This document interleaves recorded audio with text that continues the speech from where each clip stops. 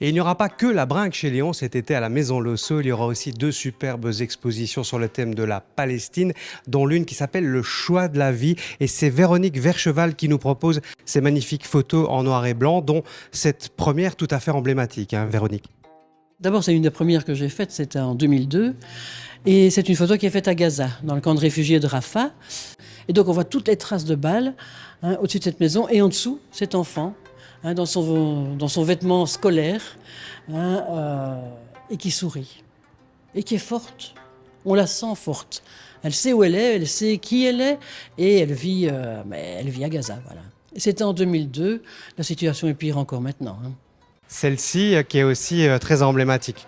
Quand on est dans la vieille ville de Jérusalem, on croise énormément de touristes, mais peut-être encore plus de militaires israéliens, de police israélienne. Et donc, voilà, ils sont là dans le souk, ils sont là, ils surveillent, et puis les enfants sont là aussi, et ils passent. Et ils sont tellement habitués à cette présence que, quelque part, pour eux, passer, on le voit ici, ils les snobent un peu, quoi. Le choix, précisément, de témoigner via ces photos en noir et blanc. J'ai été séduite par ce peuple et extrêmement choquée, comme tous ceux qui vont en Palestine, par ce que j'ai vu, par la situation. Et donc j'ai eu l'occasion d'y retourner très souvent et j'ai eu envie de montrer voilà, tout ce que j'ai vu. C'est tout ce que les enfants sont, mais c'est les mêmes enfants que chez nous. Sauf qu'ils n'ont pas la même vie que chez nous.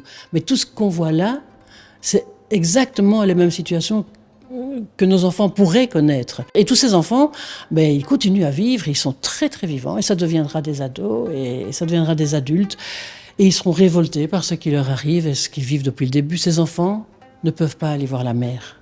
Mais on ne peut pas imaginer ça chez nous, qu'on enferme un peuple derrière un mur, et qu'on interdit aux enfants d'aller voir la mer.